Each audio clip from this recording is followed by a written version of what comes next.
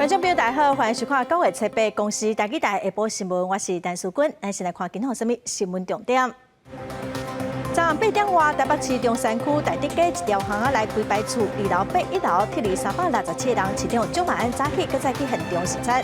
新竹县第8个建案的附近，4月发生道路塌落去，车落入去坑里，传出官商斗坑，干部处长顶死的人红申请羁押禁结。桃园一个5岁囡仔向开门冲落车，互对向的汽车弄甲重伤。医护人员是提醒家长唔通放幼囡仔家己开门落车。新闻开始来看，昨暗8点外，台北市中山区大直街一条巷仔内有几排厝，受到附近的起厝的影响哦。昨暗几排厝是2楼变1楼，1楼变地下室，有367人赶紧撤离。今仔上新的状况，咱随连线互台记台记者郭碧坤来为咱说明。碧坤。来关心台北市大地的因为建案，所以有人家厝落落来的这个事件。目前市政府伫咧现场是继续对这个工地管这个阿摩头厂。根据市政府的统计，目前已经有撤离197户367人，使用安置的部分有329个人。一直到目前为止，陆续有民众拖因的行李箱离开现场，要么过嘛是有民众讲，因的侪物件是踮伫咧厝内底，无法度摕出来，包括车的锁匙，还有财产，还有甚至手机啊，都无法度摕出来。在早前时阵嘛有落来去户的住户接受媒体访问，来看因的讲法。对，小孩子上课也是一个问题啊，因为现在住的地方，对，没有地方住，对，所以之后就第一时间小朋友应该有吓到。一定有啦，我想各住户老老小小，对，大家都是一样。早前的时阵，也有工会的专家来到现场分析这个人家厝有啥物落来的状况，咱来看因的讲法。往内挤压，那挤压到连续壁，当它变形到一定的量之后，那突然间的破坏，这个时候大概就是昨天晚上10点钟左右，外面的民宅从5楼陷落到4楼，也就是1楼整个不见了。那接下来当1楼整个不见了之后，那基地中间的这个土壤或者中间桩，这个底部的土壤中间桩就是往上挤升，各位就看到挖土机就往上升了大概1.5米左右。那这个时候里面的 H 型钢的支撑就陆续的溃败，我们就看到这个支撑溃败的声音，大概延续了10几20分钟。根据台北市建管处的统计，目前受影响的计共有7栋，而且因为基台建设这个意外的事件，目前建管处也已经命令基台建设甲服务营造伫咧台北市的工地全部拢爱停工，计共有7个所在哦。还有互人关心的是，目前基台建设的部分是拢无出面接受民众来关心民众。以上是公司台记台伫咧现场的连续报道。感谢碧君甲采访团队哦，来看咱台北大直街的徛街塌落去，有住户就出来讲，工人发现工地放弃，工人家己先离开哦。半点钟后，才通知附近的民众赶紧撤离。因批评讲，建商根本无在顾别人的性命安全。往那边，往这边。住户早向公共收拾的行李，赶紧撤离到安全地点，因为台北市中山区大直街附近的巷仔，初一暗时发生民体出落去下陷，警消赶到现场疏散住户，各有封锁线警戒。现场一直传出爆炸声音，而且暗时10点外，一栋民体佫出现下陷，当场2楼正做1楼。这巷仔内有一个海山厝最近的途径，根据台北市机关表示，建案动工了后，附近的厝发生被溃，不过向建商反映，却无得到适当的回应甲处理。工地的工人先喊他们里面内部的工人赶快疏散，那已经疏散了半个小时之后，才通知这边的住户要疏散，所以这里的住户相当的生气，认为他们简直就是草菅人命啊！台北市长蒋万安也来坐电指挥，各用关照的方式进行监控。初步了解施工的工地现场，因为往下开挖3层，但是并没有马上做这个大底。所以造成现在目前了解是连续壁都是破裂，所以我们即刻的用灌浆的方式，让压力再把它撑回。当然，他们第一时间。就在蒋万安受访的时阵，现场佫传出声音，因为厝即马不只是厝气，还佫下陷的情形，已经扩大疏散范围。台北市府强调，一定先考虑市民的安全，佫强烈呼吁民众唔通等厝摕物件，才别发生危险。等确定现场状况稳定落了后，会马上通知住户。记者综合报道。昨暗工地透明灌浆，先来稳定地基目前的状况暂时稳定。也毋过有议员是质疑讲，民众伫4、5月份的时，都向市政府订正讲厝有必损。也毋过监管处所表示讲安全无问题，建商会当继续施工哦。议员是批评讲市政府拢无顾百姓的性命安全，嘛要求建商基泰建设就要负起责任。经过透明灌浆抢救了后，台北市中山区台德街94巷仔内塔路车器的公务状况已经暂时稳定。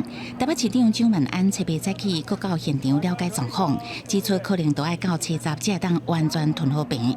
不过也无排除扩大预防性撤离附近的居民。现阶段我们还是以先稳定目前的状况。那同时我们也安排了相关地下的监测器持续的监测，会持续灌浆，大概是2到3天的时间。这个人数规模较大总共300多位，也可能在持续的扩大。确实是有一个扩大的一个迹象这样子，所以我们先把这个坑洞先把它补起来，然后再做一些如果说其他还有这种状况的话，我们再做一些其他的一些补救措施。蒋万安指出，初步判断原因是边仔新建案地向下骹挖到第3站差不多12公尺的所在，无完全做好大底，才会致使连续壁无法度承受压力破去，嘛造成民家塌落去。建商基泰建设发布重大消息，坦白承认，因为营造厂施工无细致，造成隔壁厝损坏，感觉真遗憾。第一时间已经停工，强调无任何人员伤亡，不过相关责任拢会承担，理赔内容听候后续来协调。不过，议员陈义军是质疑居民伫4月到5月时阵，都发现主体有逼胖，向市政府来申请。相关单位6月到现场查2届，分别做出无危害公共安全的顾虑，会当继续施工这个判定，唔再致使这种情形，批评市政府无顾人民安全。裂缝因为可能有新旧问题，看起来因为当时判断是也不大，工地没有开挖第3个又是说其实又距离工地比较远，判断说这个不是施工造成的损害。那在这个4、5月份成型之后，其实实际在开挖过程就没有再收到正式的水泥成型。台北市建管处表示，后续会个比对相关建设记录，曾查清楚责任。除了民家受到损坏以外，附近的道明外交学校的壁，也有运动场，拢有出现壁碰，外面看到原来会惊。目前教育局是讲，学校也算伫安全的范围内，不过建商伫确认安全无问题之前，会建议预防性停课。记者综合报道。继续来看台德街一排厝塌落去，市政府暂时赶紧撤离197户367个人哦，有329人是先住伫附近的饭店，有一寡民众透早是真赶紧讲要返去厝里摕一寡重要的物件，也毋过因为烦恼现场的状况所以一定要有工地人陪同。如果维护固定的工作，大概需要3天才会让开放住户返去厝里。台北市政府嘛提供急难救助金，1户是6000块。这我要拿换洗衣服啊！你不换衣服怎么这么臭？你没有闻到吗？就去想要返去厝里换衫，台北市台德街有人家厝落落，市府查实案紧急撤离197户367个人，收容安置329个人去中山区的9间旅馆，包括香树花园酒店、美国汽车旅馆等等。不过住户讲根本就困袂加多，因为紧急撤离，啥物都无做，透早就想要赶紧返去摕物件。不方便，真的人间地狱啦！那边在家他方便。对啊，你看我们只有拿一把钥匙出来啊，什么都没有啊。今天也没有钱吃，也没钱吃午饭啊。因为现场的状况是真无稳定，住户若是要摕物件，都要由市府的人员陪同，而且伫安全帽仔才会当入去。然后住户赶紧要去扛奥多摆，这个单身是住伫咧2楼，不过雄雄变做是1楼。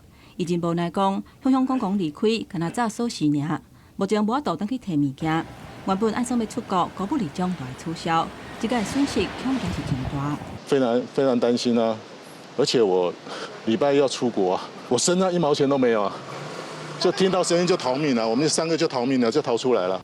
有的住户是真着急，因为有人的动物伴留伫咧厝里，里长伫现场电话嘛是接袂离。不过相关医护的工课需要差不多3天，等现场安全无问题了后，才会当通知住户回去。我可以理解大家很急的心情，但是就是还是要接受台北市政府这个灾害指挥所的指示，我们慢慢放。台北市长邱万安嘛去安置灾民的饭店慰问，台北市府嘛提供急难救助金，一户上济是6000块。记者综合报道。继续来关心今年的4月，新竹县迪拜风采520建案的边仔，因为道路塌落去，有车落入去坑里，传出讲可能有官商斗坑哦。检调总是去县政府的工程处，去一个姓江的处长，甲一个姓黄的公务员的办公室，佮徛家搜查，嘛约谈枪伤。检方嘛向法院申请，要甲干部处长等4个人羁押禁见。一台特斯拉落落土骹的坑，不少民众看到是拢惊一跳。今年4月份，新竹县迪北车路放弃的事件，研判是甲风采520这个建案挖地下室、抽地下水、地书土坝流失有关系。即嘛疑似甲假钱案件有牵连。认为江姓公务员等人涉嫌贪污治罪条例罪嫌重大，已于今日凌晨向台湾新竹地方法院申请羁押禁见。因为风采520建案迄颗里的车路，伫10个月以来出现误解地面放弃的问题。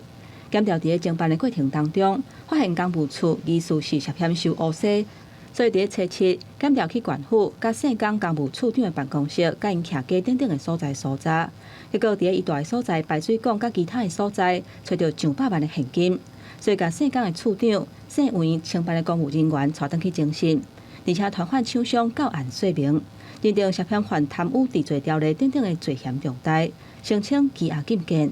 丰益在过去在浩瀚一品的时候就发生过停坑的案件，而风采520发生到现在，也多次偷偷的来复工施工，这样子高高举起、轻轻放下的作为，让居民们非常的失望，也非常的生气。到底有多少事情、多少的不法利益勾当藏在县府当中？我们希望检调应该要调查清楚。我们会尊重司法单位的调查，希望能够尽速的来澄清、勿忘勿重，公正的来审理。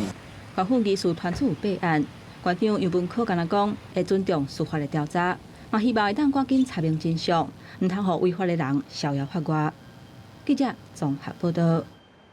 再来看桃园市的桃园区保定三街，初6下晡有一个5岁囡仔哦，向开车门冲落车，互对向的汽车弄到重伤。车祸发生原因搁调查，也毋过医护人员是提醒家长，自细汉就爱教囡仔开车门的时阵哦，就爱看两边敢有车，嘛毋通放幼囡仔家己开车门落车。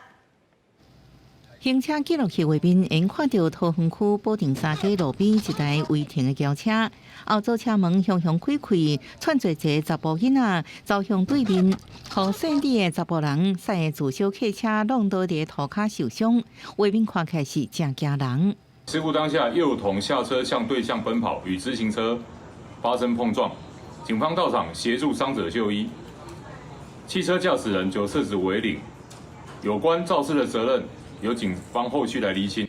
根据了解，受伤现场的查甫囡仔只有5岁，甲汽车发生事故造成正面头壳遐红肿，生命现象正常，送免性病院治疗。警方表示，调查责任的调查当中，后续也针对违规部分来起发。医护人员表示，这代志也提醒家长，厝内底有囡仔爱注意因坐车安全。提醒家长，以上这对养成一个习惯，除了中控所锁上之外，记得要把后座的这个儿童安全座椅扣上啊。那因为这样可以避免儿童呢从车内向外开门的状况啊。医护人员强调，自细汉就爱有坐车安全教育是真重要，也提醒有读册以前的细汉囡仔，伫车顶家长要主动为囡仔开车门，千万唔通互囡仔家己一个开车门。开车门进前就要落实停看听的原则，注意附近是毋是有车咧行。记者综合报道。南投一个细楼的国小校长，今年6月防指控性骚扰真侪学生。检察院伫调查的时阵，嘛发现讲，这校长虽然请假接受调查，也毋过哦，佮擦校务骚扰被害人哦，将通过到救济案。南投县政府是表示，已经停止这校长的职务。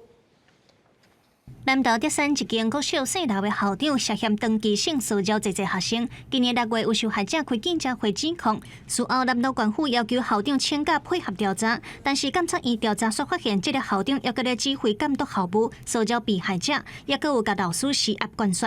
监察院伫咧查册的时，就甲这个校长通过救济案。上的这些接触被害人，还有所谓的这个扫明带施压关说特定老师的案件。所以我们认为他的行为已经逾越了他的这个校长的这样的职分，所以我们认为有紧急把他调离现在的这个的职位的必要，所以我们提案纠举。南投县府表示，自8月中性平刑法施行了后，这个案虽到伫9月初5召开性平会，依法停止这个校长的职务。本府已于9月5日召开性平会，依据8月16号新修订之性平法35条、46条，提案决议停止刘姓校长职务。前本教育基金会讲，这个案件恐惊有上百人受害，但是因为教育机关拢无要无紧，最后这个4楼的校长有机会私底下去接触施压这受害者。教育部和南投县府拢有责任。如果他现在可以完成他的行政程序去停止他的职务停止的话，那为什么事情一发生的时候不停止？为什么要拖这么久的时间？尤其是教育部，他应该要给地方政府一些 support， 让他敢做这个决定。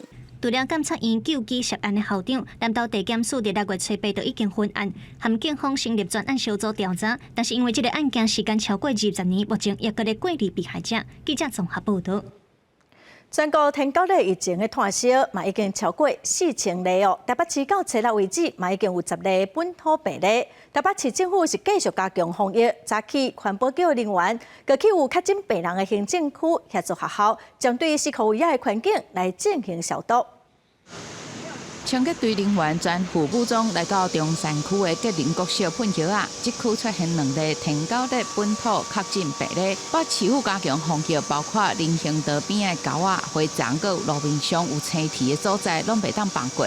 虽然化学防治药效会当维持2到3礼拜，不过环保局提醒民众嘛是要落实顺道清理，而且顶倒积水佮无够。务必要把这个容器的内壁部分刷除这个相关的这个蚊虫的虫卵来达到这个真正登革热防治的有效的一个效果。中央地方政府长期宣导有效防治天狗类特色减少蚊仔的滋生，清除积水容器，但民众介意饲鱼啊、饲草啊，甲水翁啊放伫顶仔骹，敢会造成防疫的滥防力。你唔惊迄个登革热有滋生病媒蚊啊？纵然有蚊啊、蚊啊、蚊子、小鱼，我会把它吃光光。民众的讲法得到清洁队的证实，通常因巡查看水面是毋是有水汽咧软，通常饲鱼的所在较少看到，但若讲发现，嘛是进一步处理。我们会基本上先跟店家或者这个主人提示一下，如果他还不处理的话，我们没有办法，可能会给他倒一点药物下去。甲南部疫情比起来，北市到6号累积38例天狗类确诊病例，其中10例是本土的病例。分布2个行政区阁无算严峻，但全市已经完成1614个理厝会室外环境喷药啊，清除4220个积水的容器，设法来控制疫情。记者林金正志成台北报道。台南市昨暗落大水后，造成来行政区淹水，市政府启动26座的抽水站幕，水嘛是抽袂赴，嘛派警察指挥交通。昨暗9点外，水才到头仔梯，早起后民众的摒扫嘛拢真怨叹。住伫安南区安中路一段的民众，一透早趁无落雨，赶紧整理家园。想起9月初7暗时的大阵雨，一望年的时间就淹到大腿，甚至阁淹入去厝内，民众有关真惊吓，而且嘛真怨叹。不晓得为什么它会马上这么，差不多20分钟左右就够淹了的，不然逢水必淹的话，这样好。N 次我不会讲啊，因为这里真的洪雨低淹了。那个有说要做一个大航箱在下面，到现在还没做啊。第3次了吧？3次了。清了得较麻烦尔啦。我要来住大楼咯，唔住头家呢。根据气象站的资料，台南市9月初7暗时开始，上猛的雨出现伫安南区1点钟75.5毫米，其他几个行政区也拢超过70毫米，包括永康、北区、中西区拢做水灾。虽然市政府赶紧启动26座抽水站，不过这雨落了紧又过猛，消透袂去，造成真侪所在淹水的状况。针对这个问题，台南市长黄伟哲表示，这波大雨已经超过台南水利的防洪频率。人为的、人工的这个水利设施都有防护的极限。那以台南或是台湾其他地方跟这个双北比起来，人家是200年防洪频率，我们是只有25年的防洪频率。所有的水利人员、水利工程人员，包括市府的同仁都尽力了。那也希望说，借这个机会，我们自己本身也要做好一些防汛的一些准备。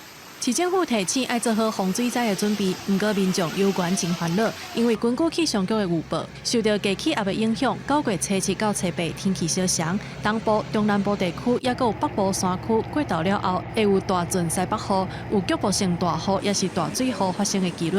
9月初9开始，水汽减少，天气渐渐回稳，不过南部悠远有机会落大雨。记者综合报道。离开台湾的海葵风台外围环流，暂时影响到香港落超级大水雨，1点钟的雨量创香港139冬来上悬的纪录。今仔早起，香港阁继续发布乌色暴雨的警报，学校甲古市拢休困。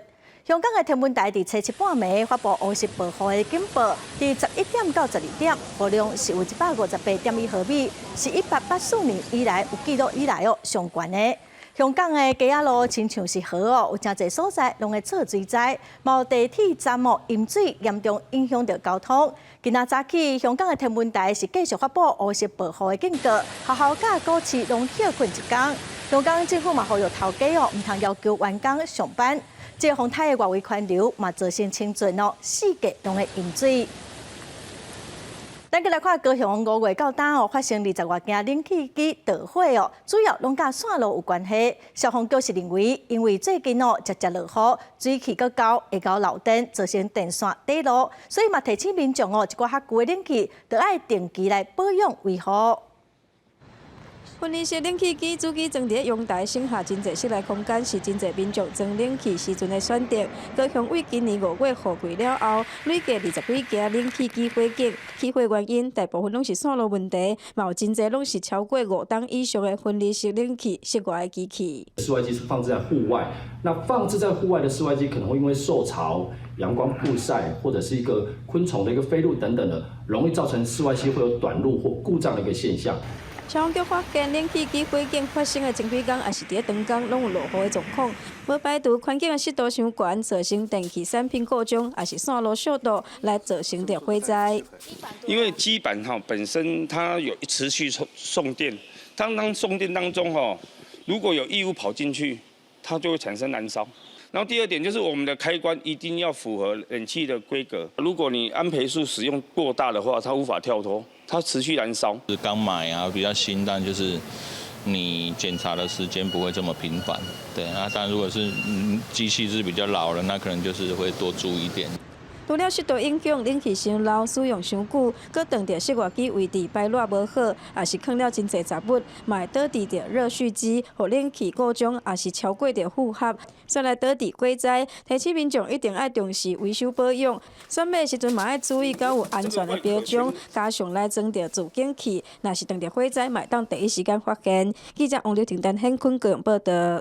来看 G20 20个集团峰会，初9、初10会伫印度的新德里举行。印度总理莫迪和各国领袖的邀请函国名是以梵文来写的。外界嘛要讲，印度刚是想要改国名去实名化。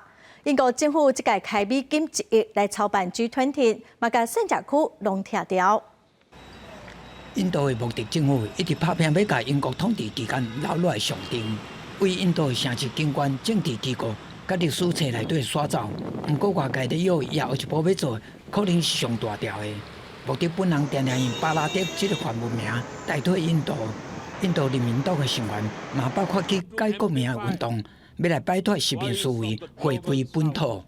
伫举办20国集团高峰会的进程，有消息讲，总理莫迪送予各国领袖的正式婉言邀请函，以巴拉德总统取代印度总统，引起外界改国名的猜疑。 Mr. Modi and the BJP are definitely using the G20 summit to for their electoral gains and for political advantage. 印度媒体消息讲，莫迪政府会伫9月下旬召开国会特别会议，提出改国名的决议案。伫无共作业、无共政治立场的团体之间，引起真大的争议。另外一方面，莫迪政府开1亿美金，用1年的时间。 筹备20国集团高峰会，要打造欢迎强大的形象，总领到2000多万新德里。几啊年来有真侪民众寄居伫无规划的市区，变作垃圾的贫民区。为了饲养的美观，当局伫4月初1到7月27之间，拆除49个乱建区，收回政府用地229英亩，居民拢安置去围困社区。 一个单间1个月厝税按2500印度卢比，引起民怨。अरे हम 25-30 साल से यहाँ पे रह रहे हैं और ऐसे अचानक हमारे घर तोड़ देगा तो हम कहाँ जाए? कुछ सुविधा नहीं, कुछ रहने का पता नहीं, कुछ आता नहीं। ऐसे हमारे घर से बेघर कर दिए रोड पर। उनको तो ऐसा बीमारी वाला तो जिंदा ही नहीं रह पाएंगे। हम गरीब का हाई लगेगी, बदोबा लगेगी। 整座市区徛20名国旗在青影的现代车路。 另外一边是野坎贫民区的大步场，居民去用安置去别位，汽车嘛赶出市中心，也若因是去用刷去倒位，外界都无清楚了。公视新闻王慧文编译。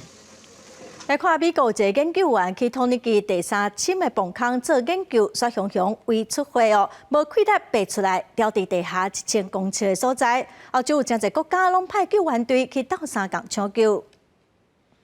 差不多150个工作人员拼命将伫探勘研究当中所雄雄破病40岁马克迪奇，为下骹差不多1000公尺深的洞穴救出来。美联社测试摕到一段迪奇垂落伫洞穴当中的影片，迄时阵救援人员已经伫伊的身躯边。I'm doing well, thank you. It is amazing to see how many people have responded on the surface. We're still waiting for communications to actually reach down here. So right now it's a day to 2 days worth of travel for information to get back and forth. I'm alert, I'm talking, but I'm not healed on the inside yet. 迪奇感谢土耳其政府应变真紧，派出一支先遣医疗团队将伊救出来。迪奇是第一次伫这个土耳其第3深的洞穴，带一个工作小组绘制新通道地图的时阵，雄雄未出货。救援团队先为伊输血，一直到测试量到，伊的状况稳定落来，未出血已经止掉咧，已经用食一寡物件，啊，毋过无法度爬离开洞穴。 He is not able to get out of the cave, but he is now in position to go with the stretcher. There is no case in the world where we have the biggest cave rescue operation. It's some sort of, let's say, challenge to reach that depth in cave. 下海温度4到6度，这参加救援的工作人员表示，若用碳架改根，可能需要10到15天，甚至更较长，才能将伊送回地面。若拄到真下通道，还佫拓宽到沿河碳架通过。另外，通讯系统建立也需要时间。土耳其军方已经伫迪奇迄边有一条线，佮伫离洞口差不多700公尺所在设基地营。 迪奇本身是一个洞穴探险家，也是一个洞穴救援人员。啊，不过健康出状况，反倒倒来需要被救援。若行动成功，会加做换教材。公视新闻王文玲编译。过来消息来看，基本工资审议委员会今仔举行，劳动部长柯明春伫开会进前是表示讲，民众拢感受到物件起价哦，所以望讲劳资会当伫兼顾双方的权益，好好沟通哦。最新的消息已经出来了，劳动部是决定讲，明年基本工资月薪哦要调悬到27470块，是起1070块，调整的幅度是超过4%哦。实施嘛起悬到183块，是起7块。 这嘛是蔡政府连续8档调整基本的工资，按算明年1月初1开始实施。大批劳团组织伫劳动部外口抗议，因为基本工资审议委员会初8伫劳动部举行。虽然基本工资已经连续起7届，起到26400块，罗团组长讲，基本工资爱起到至少28000，那1点钟的薪水爱伫咧186块以上。他一个月领下来，几乎没有，都达不到一个至少生活的一个水平哦，所以我们认为说不应该把时薪跟月薪挂钩在一起，我们应该要把基本工资提高到28000块以上。面对场外的抗议，劳动部长柯明春主持会议的时阵表示。物价起的幅度，互民众感受是真深。希望兼顾双边利益的情形之下，劳资都要好好沟通。研究机构也都预期下半年的景气会有所复苏了那明年也会更好。那如何在当前的经济形势下来保护我们弱势劳工，维持基本生活的购买力？那我想是我们本次会议重要的课题。我们基本工资已经连续8年要调了嘛，最主要是计算基础不一样，因为军公教的是用点值来计算它的基本薪，所以不能用那个来做比喻，那个比喻是不合理的。资方的代表认为讲，劳方希望比较军公教，一个手起真济。不过今年第4季，工业甲制造业的订单并无理想，未来景气嘛无啥乐观。希望月绩甲算点钟的爱分开来看，因那月绩起的幅度嘛无应该超过2%。记者综合报道。来看高雄捷运黄线的机场通报工程，伫去年10月底动工红线的小港林园延伸线嘛，伫去年9月底核定通过。也毋过，这个标案伫这个月初6因为无够3间厂商来投标，所以流标。捷运局是表示讲，可能是最近欠工欠料，物件拢起价，造成厂商无啥意愿来标。等18年，高雄捷运黄线机场通报工程伫去年10月底正式动工，花出208年要完工。土建通报工程也伫今年7月初5分3标办理招标，想要到初6开标了后，因为无达到采购法规定，头一届招标需要有3间以上合格厂商投标，因为安尼先就来流标。因为未达3家，所以我们机关里面会来尽快的再来提出我们的第2次的一个公告。那第2次的公告的话，依照采购法的规定只要1家以上的一个厂商来投标这个来开标。第2届招标只要1间以上厂商投标就当开标，捷运局乐观看待。不过，因也分析这厂商投标意愿无悬，恐惊是受到俄乌战争、欠工欠料，也个不价起价等因素影响。毋那黄线3标去年9月23正式核定的红线、小港林园线也同款问题来流标。捷运来，我们要去高雄市比较方便不用等车。等车的时间就很久啦，因为我们这边交通真的很不方便。希望是绝对有的啦，承办的业务人员你要去深入，到底为什么厂商会觉得没有兴趣？是不是要多方面去考量一下？里长是真失望，自较早以来，林园往回市区毋那路途遥远，部分路段还要经过石化工业区，和大台车三尖是真危险。里长也希望是政府中心检视这标案条件，伫工程安全等方面，和厂商的利润之间做一个调整，互工程会当顺利招标，机面要一条安全的公共运输。记者综合报道。去年咱国住院的人数有178万人，平均是住9.5天。目前请看护的行情大约是1天3000块，也毋过人嘛真歹请。根本署是继续试办住院综合照护服务的试办计划互3个人到4个病人做伙来请一个照顾服务员。今年计共会来投入5亿6千万的预算。要来食中昼11点半而且我看你消化了未哦？协助大卡片翻新照顾生活是营养品，住院患者若聘请看护来照顾，一天开我要3000块，对部分家庭来讲是一大负担。因为照护员欠工愈来愈严重，甚至有钱嘛请无人。健保署所以续办住院整合照护服务的试办计划，用病房做单位，和3至4个患者共同聘照护员。今年希望会当扩大到84间病院，和7万外个住院患者会当受益。相对于去年呢，有增加了大概有44家医院跟1500床，所以呢，今年总投入的预算是5.6亿元。好，那预计可以有7.5万人呢，可因此而受惠。目前已经有40间病院参加试办计划，病患住院期间唔免家己请看护，由病院来请，备份，也有管理照护员，患者必须负担部分费用。民间团体坦白讲，政策的立意良善，降低照顾者的负担。不过，上界大问题也是伫照护人力的来源。各界也发现了一个人力上的问题，卫福部呢也应该要就此提出相对应的一个解决方式。不同科别的人在同一个病房，虽然他们是共聘这个照护员，可是他的科别是不同的属性。那护理照顾其实它的难度是会提高的。医疗院所经营者坦白讲，以病房做单位共同请照护，其实会出现科别难以用，照顾的简单甲困难无共，这个调度问题。相反会当以病院做单位，国外共聘照护这个机制已经实行真侪年，不过必须投入真大的经验。未来计划若做必须扩大到全民，预算至少爱400亿以上，资源也是一大问题。记者综合报道。根据国家卫生研究院最新的调查，台湾65岁以上失智症的比例已经有8%。新北市有一寡药局是家己照顾据点，整理一个所在，让失智症的患者会当来遮上课。专业人士卖当协助，量早来发现因的问题，量早来治疗。是大人伫教课老师的带领之下，对音乐手和脚拢嗨嗨的当当咧，无共音乐是配无共的 pose。老师阁三不五时，甲大家鼓励一下。这种团体活动，大家是笑甲足欢喜。这是新北市第一间加入失智长照据点的药局，拜一到拜四拢有课，让他们多做一些肌肉上的一些运动。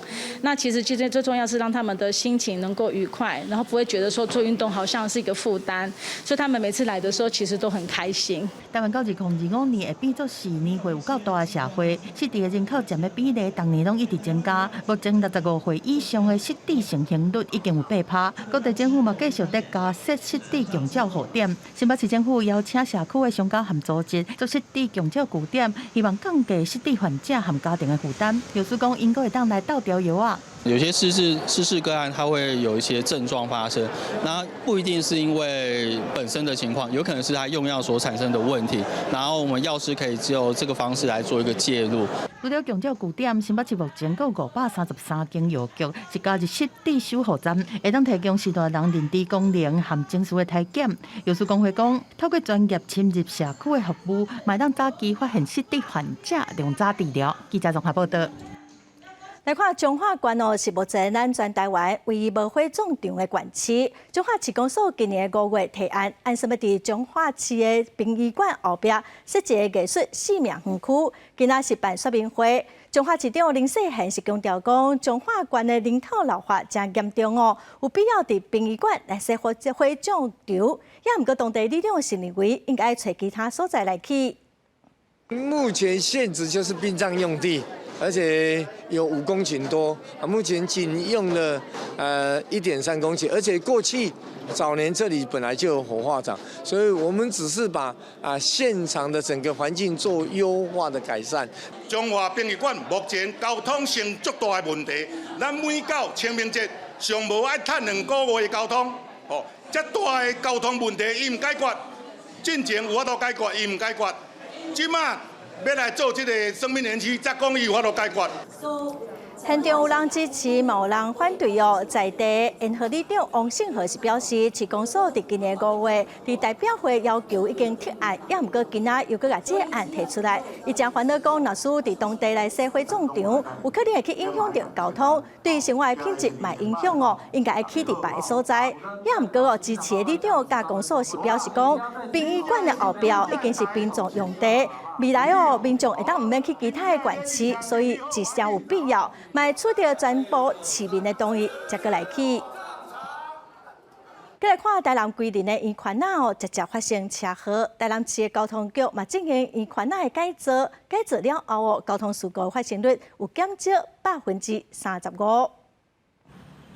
圆环内车来来去去，全台湾上侪圆环的城市就伫台南。其中规定圆环因过常发生交通事故，即摆规定圆环无共啊。交通局甲原本机车道提掉，空间用来画做跨线，嘛保留停车的空间。可惜人行道标线参过路人的庇护空间。交通局指出，改造半冬了后，沿环的交通事故发生率降35%。不过民众煞反映，定定改来改去，互因不飒飒。一直改来改去的，希望说它之后可以就是固定怎么样，不要说又涂掉又重画。用路人使用归人圆环的这个开车的这个秩序哈，跟他的习惯哈包括说行人的动线上的问题，我们会在全面的在滚动检讨。改正沿环主要要提升过路人的路权，较为多好是交通安全规。伫学校因是坐带囡仔过车路，甲交通安全教育向下定根。慢看停听，过马路时我会举手。1到8月份，我们针对路口不停让行人的取缔件数为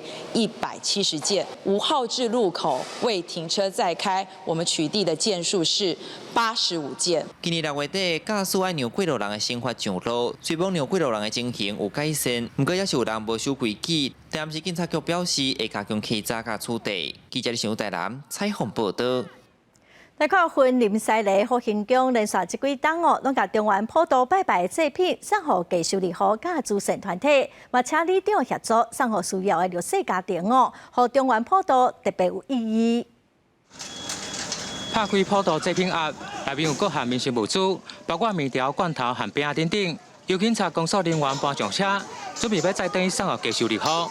这几年受到疫情影响，真侪慈善团体的募款大幅减少，近2年收关键的物资嘛不如以往。其实，在疫情影响下，在近几年其实都有很大的影响。那今年慢慢的有回温，所以其实在今年的份数是有提供有增加的情况。那这些普渡品我们都会依整理过后，帮助我们在地的弱势长辈们。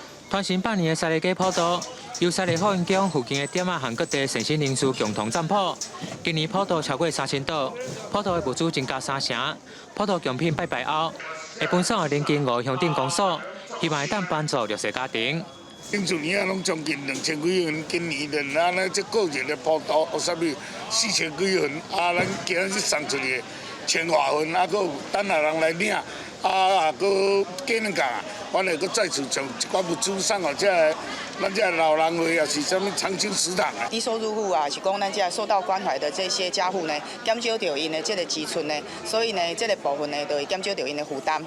西里好运局表示，除了个人份的普渡品，由5乡镇公所警察人员帮忙分送外，还有白米、泡面等等的物资，会直接转送予慈善基金会公益团体，希望需要帮助的家庭感受到社会关怀。记者王文报道。屏东恒春的唱歌今年因为风台停办，所以台湾今年唯一唱歌会伫14个半暝伫宜兰的头城举行。去年有一个40岁法国人法国人伊是摕到第3名，伊今年是挑战难度愈悬的高屏。另外，阁有一个30岁的日本人因为写论文接触到唱歌，所以今年决定讲要家己来试看卖的，所以嘛报名参加比赛。法国选手甲队友用贴罗汉的方式练习爬起高屏，落来了后全身拢是无油，正辛苦练习，就是要为14半暝头城唱歌活动做好准备。你说对，好玩，Run after the ghost。伊平常时都爱练少林功夫，也爱爬壁运动。2019年要参加头城唱歌，伫饭牌组第3名，今年挑战关度难度更较悬的高屏。伊讲春笑讲爬起的感觉亲像好贵肉，唱歌真是真好耍，个人交朋友。第一摆编起的饭牌来自日本的丰岛城，过去是台湾的交换学生，所博士论文探讨台湾民俗活动。伊表示，台湾民俗活动除了唱歌、盐水风炮、马祖绕境，拢都有结合运动的特色。这摆是第一摆参加唱歌。我觉得，因为刚刚那个体验那个放bom吧，这个然后我觉得很危险。我现在才知道，真的是危险。台湾唱歌北头城谈恒春小名，今年恒春唱歌因为风台停办，头城唱歌是今年台湾唯一的比赛，也是疫情结束了第一摆举办，各界拢正关心，外国人来参加增加未少的话题。记者综合报道。舞台剧《人间条件》对2001年开始到达已经是第8集了。《人间条件》拢是描写小人物的故事，是真受到观众的介意。导演吴良真是表示讲，第8集望讲用笑亏的手法来讲一个特别退休的老人，想要伫厝内底受到尊重，讲马孙那3代人做伙大做伙的故事。我们这家人会不会太斯文了？怎么没有人讲话啊？开口讲一下啊！爸，寿星先来。对嘛。生日快乐！伫戏内3代同堂做伙过生日，不过互相之间的关系稍有淡薄气氛。这是立功剧团的导演吴念真想要传达给观众的3代斗阵的议题。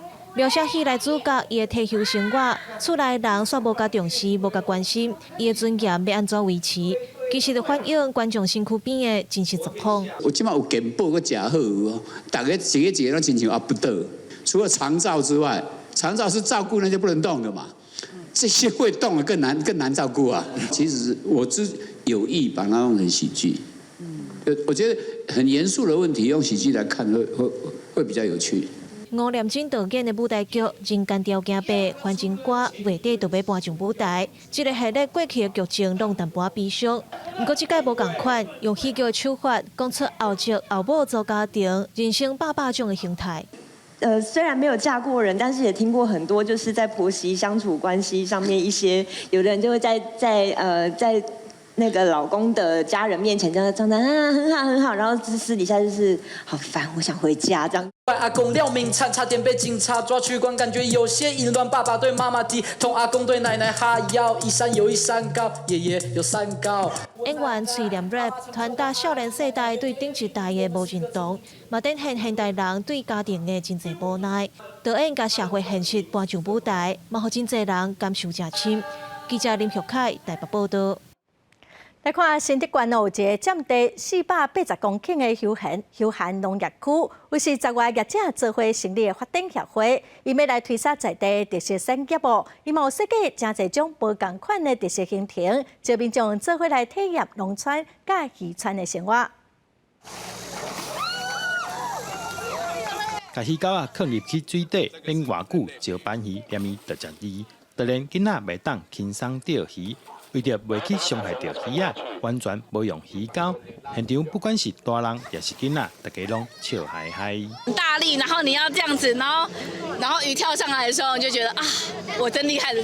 新竹县台北市水决休闲农业区占地约480公顷，是市乌鱼、虾仔14间业者做伙成立发展协会。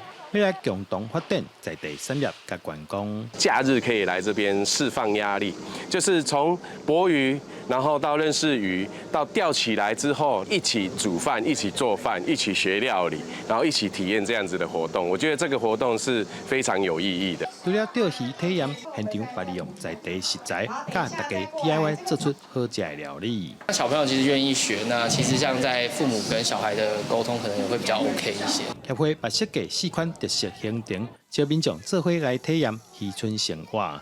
记者刘君和新竹报道。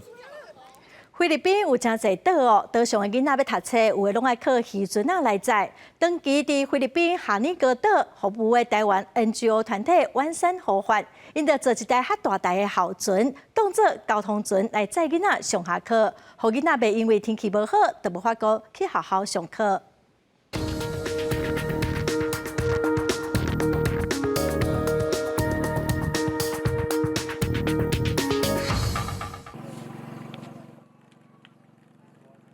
哈尼哥岛边仔廖南岛只有38户居民，囡仔就爱坐船到附近的岛屿读书，也因为气候常常无稳定，互走船变较真危险。加上这油钱真贵，对当地来讲，这交通的成本伤过悬，囡仔因为安尼生常常走学无来读书。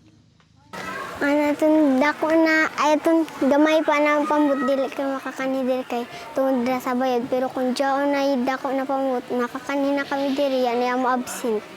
当地捌发生读书过程当中冰船滴输囡仔跋落海的情形，造成真侪囡仔心肝头，对读书是真惊吓。即马晚上呼唤有含当地合作校船计划，由当地人逐工驶船去接。即马囡仔读书坐船安全性是大大提升。们盖了一艘大的船，开始送小孩去上学。那这艘船，跟当地的村长合作，然后由村落去建制，我们也找到长期经营的人。晚上河畔伫尼泊尔用校车计划成功提升学生的上课率，来教新的环境也找出适合当地方法，60年小学的学生出席率也提升到95%。The attendance of our learners is increasing from 70% to 90 to 95%.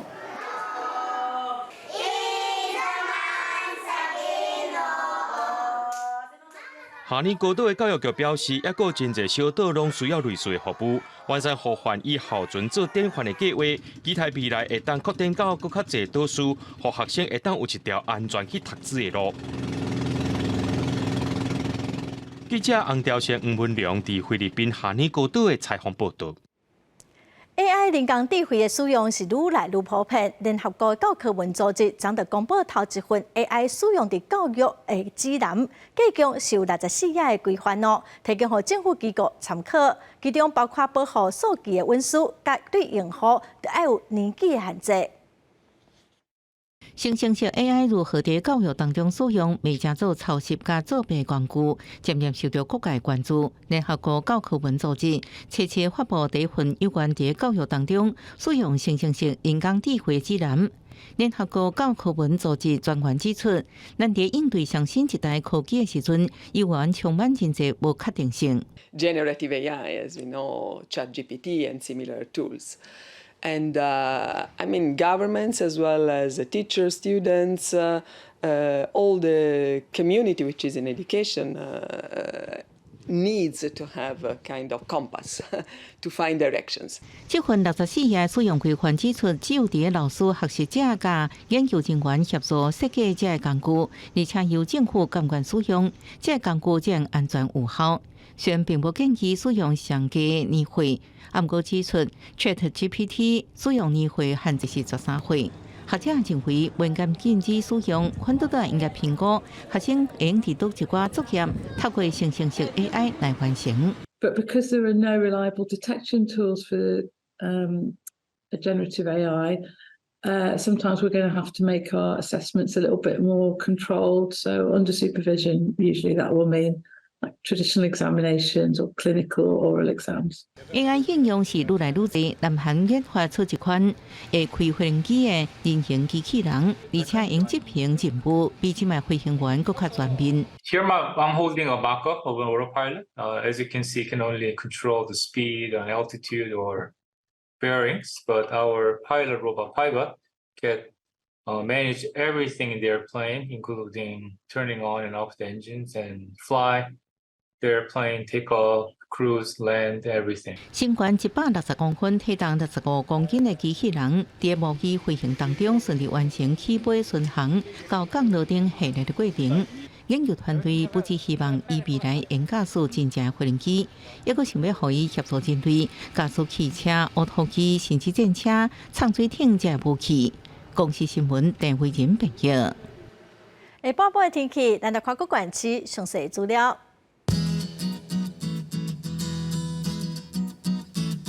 北部地区上低27度，上悬30度；中部地区上低27度，上悬31度；南部地区上低27度，上悬31度；东部地区上低26度，上悬28度。外岛地区上低27度，上悬30度。咱再来看未来3天的天气。